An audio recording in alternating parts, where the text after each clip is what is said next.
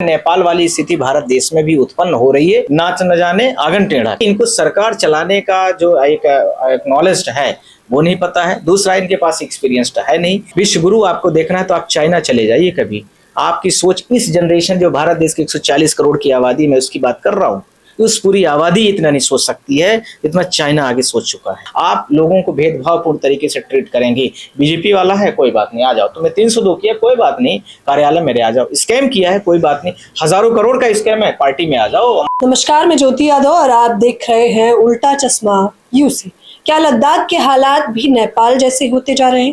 दोस्तों, ये सवाल तो पूछना इसलिए लाजमी हो जाता है क्योंकि जिस प्रकार से नेपाल में जेनजी जनरेशन का आक्रोश दिखा था, ठीक उसी प्रकार से जेनजी जनरेशन का आक्रोश लद्दाख में भी देखने को मिला, जिसके बाद 4 लोगों की मौत हो गई और 70 से अधिक लोग घायल हो चुके हैं। ये अब तक का आंकड़ा है। इसके साथ ही साथ एक मुख्य बात आपको बता दें, सिर्फ लद्दाख में ही नहीं बल्कि उत्तराखंड और भारत में अलग अलग जगहों पर यानी जेनजी जनरेशन के माध्यम से विरोध प्रदर्शन किया जा रहा है और यह आक्रोश इतना ज्यादा बढ़ गया है कि बीजेपी दफ्तर तक फूके जा रहे हैं। इस पूरे विषय पर चर्चा करने के लिए सुप्रीम कोर्ट के वकील नरेंद्र मिश्रा से हम सीधे बातचीत करेंगे।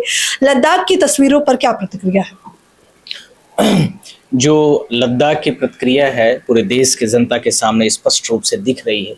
मैंने आपको ये बताना ज़्यादा ज़रूरी है कि लद्दाख का जो आवेश, आक्रोश पूरे देश के जनता के सामने दिख रहा है वो एक ही एकांगी कारण नहीं है, उसके विभिन्न कारण हैं। पहला कारण कि किसी भी राज्य के सीमावर्ती राज्यों के साथ में क्या संबंध है, कोई भी राज्य के सीमावर्ती राज्य किस प्रकार के, किस व्यवहार के हैं।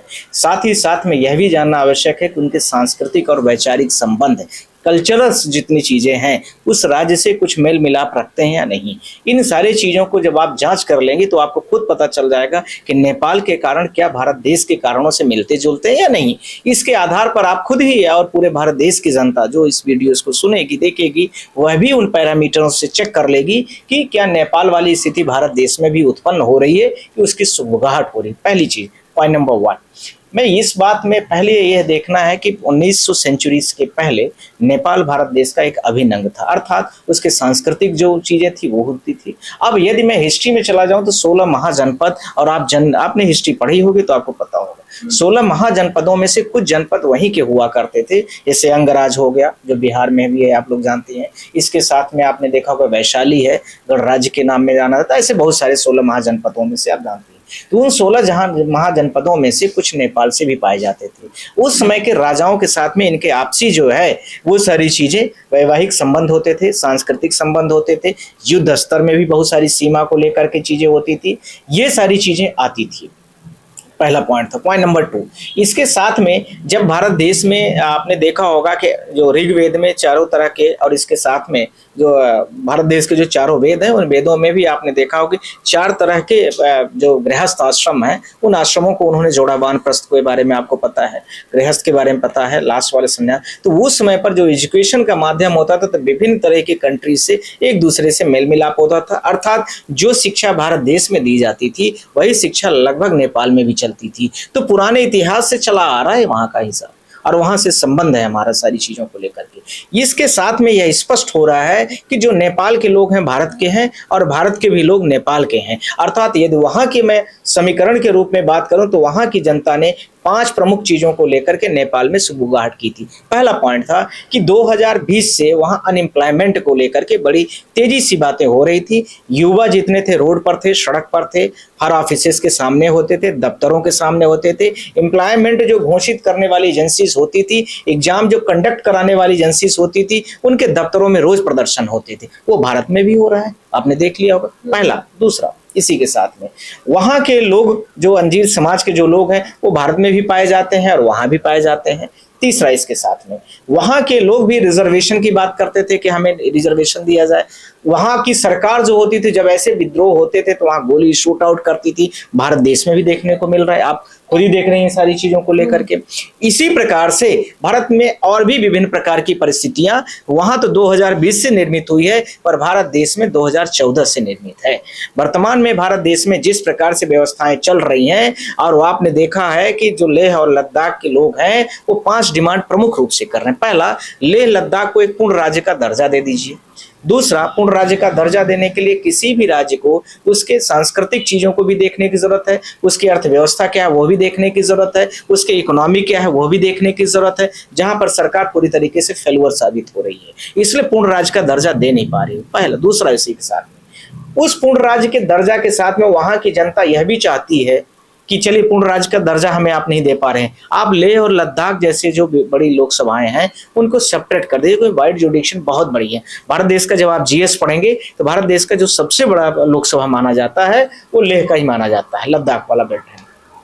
वो कह रहे हैं कि 2 पार्ट में कर दीजिए क्योंकि वाइड जुडिक्शन बहुत बड़ा हो जाता है। यह भी नहीं सरकार मानने को तैयार है, असफल प्रयास करने की कोशिश करती है, दिखावा करती है। इसके साथ में जो लेह और लद्दाख के लोग हैं कहते हैं कि चलिए ये दोनों पॉइंट को मैंने आपको रेस कर दिया, हटा दिया, तो आप 6 शेड्यूल में हमें डाल दीजिए। 6वीं अनुसूची जो है, जो कि स्पेशल राज्य के दर्जा देने के लिए होती है, जो कि आप देखें होंगे भारत देश की जो 6 शेड्यूल है वह आर्टिकल्स जो है 244 में स्पष्ट रूप से 275 तक स्पष्ट रूप से उसमें इस पर व्याख्या की गई है कि उसकी क्या क्या कैटेगरीज होनी चाहिए और किस किस रूप के राज्यों को हम स्पेशल राज्य का दर्जा दे सकते हैं, जिसमें उस समय पर लेह और लद्दाख उस कैटेगरी में आता है। आपको ये मैं बताना चाहता हूँ, स्पेशल कैटेगरी में 5-6 चीजें हैं। एजुकेशन के लिए अच्छा काम करना है, सोशल वेलफेयर के लिए अच्छा काम करना है, मातृत्व जो मतलब महिलाओं को लेकर के है, और इसके साथ में वीमेन्स मैन पावर्स को लेकर के है, एजुकेशन को लेकर के, इन सब चीजों को अलग से स्पेशल पैकेज दिए जाते हैं, इसलिए स्पेशल राज्य का उनका दर्जा भी दिया जाता है।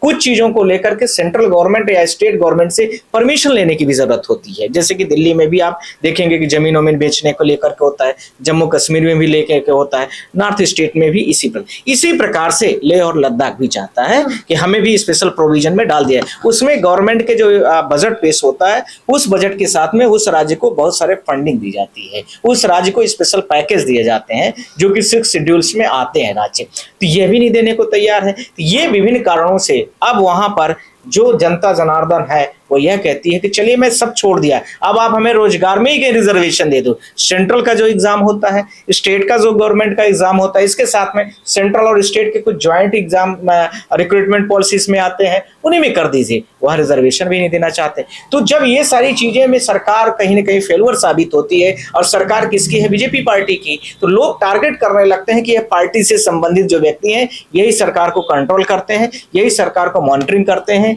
यही सरकार को डायरेक्ट करते हैं। तो इसलिए वो कहीं न कहीं पर उनके जो उनसे हो सकता है, कई बार हिंसावादी भी हो जाते हैं। लेकिन क्या बीजेपी का दफ्तर जलाना वाजिब है? देखिए, किसी का भी दफ्तर हो वो जलाना बिल्कुल नहीं ठीक है, मैं इस चीज को बिल्कुल नहीं डिनाई करूंगा, पर सरकार को यह ध्यान देने की आवश्यकता है कि सरकार इस चीज को हमेशा ध्यान रखे कि जो जनता भारत देश की 140 करोड़ है, अनएम्प्लॉयमेंट इस समय पर बिल्कुल भारत देश में शून्य हो चुका है। भारत देश में रोजगार के नाम पर लोग धक्के खा रहे हैं, डंडा खा रहे हैं, मार खा रहे हैं, और उनको आप वो न दे करके जब से एग्जाम कुछ आपने कंडक्ट कर भी दिया तो वो उस एग्जामों के आपने सेंटर ऐसे दूर दूर तक दे दिए जहां पर कोई व्यवस्था नहीं है। इस प्रकार से बच्चों को जाने में दिक्कतें होने लगी। इसी प्रकार से उस एग्जाम का पेपर लीक कराना शुरू करा दिया। जो बहुत सारे इंस्टीट्यूशन थे आपने उनको अलग अलग तरीकों से नाम, जैसे आपने देखा होगा कि मुखर्जी नगर और दिल्ली इंडिया से बहुत सारे इंस्टीट्यूट है, सारे उनके ऑनरों को आपने पिटाई किया। जो टीचर है वो उसको क्या चाहिए? वो तो देश के निर्माण के लिए खड़ा हुआ है। तो ये सारी चीजें जो देश के समाज की आप दिखाना, डंडा आदमी वही चलाता है, इस बात को याद रखना है आप, जो सरकार कमजोर होती, कोई भी सरकार हो, दुनिया की मैं बात कर रहा हूँ, इतिहास उठा के देख ले, कोई फिलोसफर उठा ले, वो हमेशा वैचारिक स्तर पर जो व्यक्ति कमजोर होगा वो हमेशा उग्रवादी होगा, हिंसावादी होगा। सरकार इसीलिए इन चीजों को लेकर के एक्ट करती है, इसीलिए उसको लेकर रिपल्स करती है, इसीलिए सरकार इस चीज को लेकर डायरेक्शन जारी करती है, क्योंकि उनके पास कोई पॉलिसी नहीं है, क्योंकि उनके पास किसी चीज का जवाब नहीं है। वैसे ही थोड़ा सा मैं उदाहरण के तौर पर कहूं तो वैसे ही समझने की जरूरत है कि 2014 से लेकर के 2025 लगभग 11-12 साल बीत गया, पीएम की कोई भी पब्लिक प्रेस कॉन्फ्रेंस नहीं हुई। इसका यही कारण है कि उनके पास जवाब नहीं है, और जब व्यक्ति के पास जवाब नहीं होगा तो यही करेगा। ये लेकिन संबित पात्रा तो कह रहे हैं कि ये जो उग्र आंदोलन है और जिसमें युवाओं की जनरेशन की संख्या दिखाई जा रही है, उसका जिम्मेदार तो विपक्ष है, क्योंकि विपक्ष इस प्रकार के आंदोलन करवा रहा है। देखिए, ये तो जब कोई व्यक्ति कुछ कामों को नहीं कर पाता है, असफल प्रयास हो जाते हैं, तो अपने आप में कुछ बता देता है कि भगवान ने मेरे नियति में नहीं लिखा था, भगवान ने नहीं, कोई बात नहीं, मेरे संजोग में ये चीजें नहीं थी। ये भी मैं मान लूँ हटा दूं तो कुछ गांव की बड़ी छोटी छोटी कहावतें आती हैं, और मैं आपको बोलना भी चाहता हूँ, नाच न जाने आंगन टेढ़ा, करेक्ट, तो वो भी आती है। तो ये इनको सरकार चलाने का जो एक नॉलेज है वो नहीं पता है। दूसरा, इनके पास एक्सपीरियंस्ड है नहीं। तीसरा, इनके पास गुजरात का एक मॉडल है जिसमें दो बेचने वाले होते हैं, दो खरीदार होते हैं। उस मॉडल के अलावा पूरे भारत देश में कोई भी मॉडल दिखता हो तो बताइए, आप बताइए, मैं आपसे पूछ रहा हूँ। पूरे भारत देश की जितनी भी संपत्तियां, सब अडानी अंबानी सबके पास पूरे खड़ी हैं। तो मैं ये सारी चीजों के उदाहरण के तौर पर पेश करना चाह रहा हूं आपसे कि ये जो भारत देश में एकांगी व्यवस्था चल रही है, यह पूरे भारत देश की जो बहुत सारी चीजें चल रही है उसको कंट्रोल करने के लिए पुलिस प्रशासन, बहुत तरह के नियम कानून, बड़े बड़े आरोप पर प्रत्यारोप, इनका जिस तरीके से, और आदमी यदि थोड़ा जिंदा है, मान लीजिए फिनेंशियली साउंड है, विभिन्न प्रकार के टैक्सेस पर टैक्सेस लगा करके, गब्बर सिंह टैक्स जिसको अभी रिशेड्यूल्ड किया आपने देखा ही है, इस प्रकार की ये करना चाहते हैं कि जनता के पास चूस लो, उसके पास सिर्फ सांस लेने के अलावा उसके पास कुछ बचना चाहिए। आप कोई भी इतिहास, लेकिन बीजेपी ऐसा क्यों करेगी? वो तो विश्व गुरु बनाने की बात कर रही है।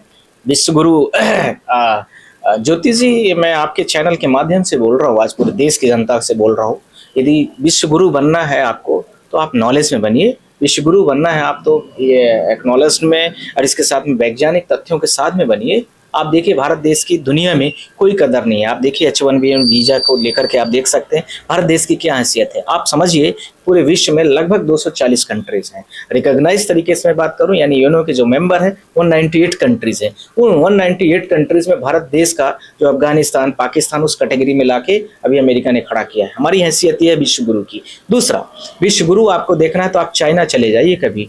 आपकी सोच, इस जनरेशन जो भारत देश की 140 करोड़ की आबादी में उसकी बात कर रहा हूँ, उस पूरी आबादी इतना नहीं सोच सकती है जितना चाइना आगे सोच चुका है। और उनके जाके इंफ्रास्ट्रक्चर देखिए। और यदि ब्यूरोक्रेट्स की बात करूं, यानी भारत देश की इकोनॉमिक व्यवस्था की मैं बात करूं, तो आपके पास कुछ भी नहीं है, क्योंकि उनके पास इतना हायर लेवल पर टेक्नोलॉजीज है कि आप कुछ नहीं। तो विश्व गुरु बनने के लिए आपको, जब आपसे चीजें खरीदी जाए, आपको दुनिया वाहवाही करे क्या ज्ञानी पुरुष है, अर्थात आपका साइंस एंड टेक के जमाने में, आज के जमाने में, आधुनिक जमाने में आपकी सारी चीजें पूरा का पूरा भारत से हर चीजें दुनिया आयात करे और आप तो दुनिया पर डिपेंड हो। आपको एक दिन अमेरिका बोल दे, एक दिन चाइना बोल दे कि भारत देश शांत रहना, आपकी हिम्मत नहीं कि आप बोल देंगे। पूछिए कैसे? आपका जितना आप कैमरा लिए हैं, सेटेलाइट लिए हैं, कुछ भी आप देखिए, जितने इंस्ट्रूमेंट पार्ट लगे हैं सब चाइनीज है। लैपटॉप मान लीजिए भी रखे हैं, हमारे आपके मोबाइल रखे हैं, एक दिन बंद कर दे सप्लाई तो एक दिन बंद हो जाएगी। मैं गलत तो नहीं कर रहा, आप खुद देखेंगी। दूसरा, आप चाइना पे पूरी तरीके से डिपेंड है, इसी तरह से यूएसए पर आप डिपेंड है, इसी तरह से आप मॉरिशस के ऊपर डिपेंड है, इसी प्रकार से विभिन्न कंट्रीज पर आप डिपेंड है। तो यूएसए ने आपके जगह पर एक विकल्प ढूंढ लिया है कि आपसे हम आयात ना करके हम दूसरी कंट्री को तैयार कर देंगे, वहां के लोगों को हम उठा लेंगे कम रेट पर, आप भारत देश के लोग करें दिखाएं। एक महिला का मुझे वीडियो याद आता है, जब अमेरिका गए थे प्रधानमंत्री जी, उसने बोला था कि भगवान से मेरी मुलाकात हो गई, मोदी जी को बोला था उसने। तो वो मुझे बड़ा वैसा लगा था।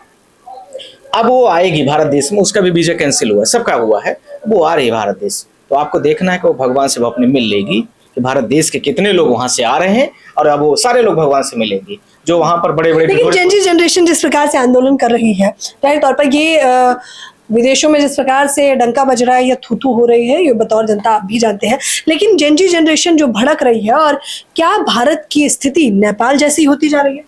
मैंने आपसे करेक्ट, मैंने आपसे यही बोला है उस दिन भी, जिस दिन नेपाल में आग लगी थी, चीफ जस्टिस ऑफ इंडिया ने भी बोला था कि भारत देश की जो सरकार है उसको बहुत सारे जो सीमावर्ती राज्य हैं, आपने देखा होगा पहले श्रीलंका में शुरू हुआ है, फिर उसके बाद आपने देखा बांग्लादेश का क्या हादसा हुआ है, नेपाल में किस तरीके से विद्रोह गृह युद्ध की तरह हुआ है, और यही भारत देश में विभिन्न सीमावर्ती राज्यों से आगे बढ़ना शुरू हो रहा है। आप देखते जाइए कि भारत देश में किस तरीके से, अब मैं ज्यादा नहीं कहना चाहता, बस यही मैं कहना चाहता हूं कि यदि आपके पास लॉ एंड ऑर्डर सही नहीं है, आप लोगों को भेदभावपूर्ण तरीके से ट्रीट करेंगे। बीजेपी वाला है, कोई बात नहीं, आ जाओ, तुम्हें 302 किया, कोई बात नहीं, कार्यालय मेरे आ जाओ, स्कैम किया है, कोई बात नहीं, हजारों करोड़ का स्कैम है, पार्टी में आ जाओ, हमारे टिकट लो, जीत जाओगे। सारे एलिगेशन सब पूरे भारत देश की जनता देख रही, पार्शियली तरीके से आप काम कर रहे हैं। वही अंजीर के जो पॉपुलेशन है, जो कि नेपाल से भी मिलती जुलती है और भारत देश के उत्तराखंड में भी पाई जाती है, वही वो बोलना चाहती है कि उत्तराखंड की जो सरकार है कुछ भी ऐसा नहीं कर पा रही है जो भारत देश के एक सामाजिक और सेकुलर राज्य होने के लिए वो जनता के लिए रोजगार का सृजन करना है, उसका प्रमुख दायित्व होता है, जो कि नहीं कर पा रही है। आप खुद देखिए कि कितने लोग जनता डंडे खा रहे हैं, कितने लोग देखिए बेरोजगार घूम रहे हैं, अनएम्प्लॉयमेंट के नाम पर आप देख ही रहे हैं। आप खाद यूरिया किसानी भी करने जाते हैं, मान लीजिए मैंने बहुत सालों तक यूपीएससी दिया, बहुत सारे इंटरव्यू लेता हूँ यूपीएससी के, इंस्टीट्यूशन जितने हैं।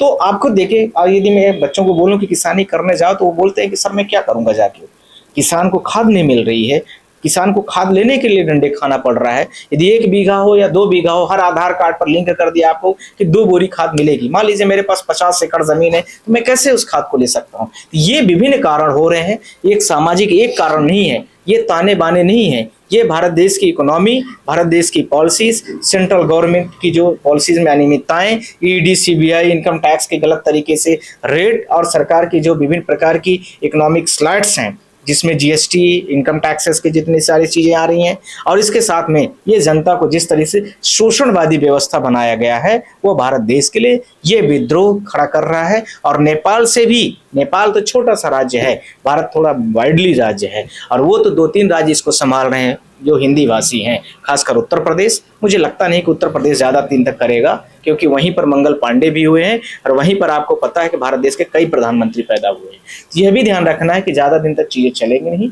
नेपाल से भी गई गुजरी होगी स्थिति, नेपाल से भी गई गुजरी होंगी भारत की स्थिति। जिस प्रकार से सरकार तानाशाही कर रही है, जनता आक्रोशित होती जा रही है, और जेनजी जनरेशन इसमें मुख्य तौर पर सड़कों पर भी नजर आ रही है। सुप्रीम कोर्ट के वकील नरेंद्र मिश्रा से इस खास बातचीत के बारे में आप लोग हमें अपनी राय उल्टा चश्मा यूसी के कमेंट बॉक्स में जरूर दें। कैमरामैन नावेद के साथ ज्योति यादव, उल्टा चश्मा यूसी।